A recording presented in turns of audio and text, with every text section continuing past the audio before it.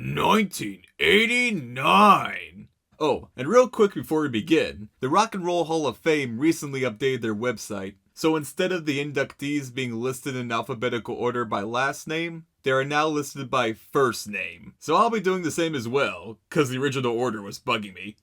Anyway, let's go. Starting with Bessie Smith. She was the Red Hot Chili Peppers of the 1920s. In other words, all of her songs sound the same. At least 88 of her songs have blues in the title. Old Daddy Blues, Mama's Got the Blues, Yodeling Blues, Mean Old Bedbug Blues, and even Spider-Man Blues. Which, it is weird to think of a Spider-Man before Spider-Man. Dion, you in need of an old-timey heartfelt ballad? Well, there are a dime a dozen for him. The Ink Spots. Boring! These guys just put me to sleep. Otis Redding. He's got an okie dokie kind of sound, I guess. As of his songs, I would recommend Sitting on the Dock of the Bay, but that's the one everyone recommends. So I'll recommend Tramp, which is mostly nothing but entertaining banter from him and Carla Thomas. Phil Spector. Back in the 60s, he was known for creating a wall of sound that consisted of compression and coursing effects. But in 2003, he was known for murdering actress Lana Clarkson, being sent to prison, and dying in prison.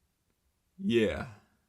Let's move on. The Rolling Stones. I'm not a huge fan of their stuff, but there are a lot of songs I like from them, such as Sympathy for the Devil, You Can't Always Get What You Want, and Beast of Burden. But those are just hits. I knew I had to dig deeper and listen to their lesser known tracks. So I did, and well, like I said, I'm not a huge fan of their stuff. I did like their short comeback in 2023 though, with their songs Angry and Mess It Up. Props to Mick Jagged for somehow staying relevant for over 60 years, from collaborating with David Bowie to being referenced by Maroon 5 and Kesha. Not only that, without him, we wouldn't have this meanies plush of Mick Jaguar. This is your legacy, Mick. The Soul Stirrers. They have a pretty solid gospel sound, but I'm not really into their stuff. Stevie Wonder. I always seem to forget just how many hits this guy has, and they're all good.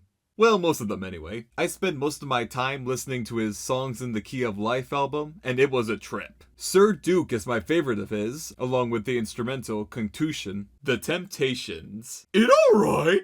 Wait, I can't just say that and move on. I need to elaborate. Okay, it alright because it alright. Okay, I think we're good. And there you go. That was the class of 1989. And my favorite was Stevie Wonder, and my least favorite was the Ink Spots.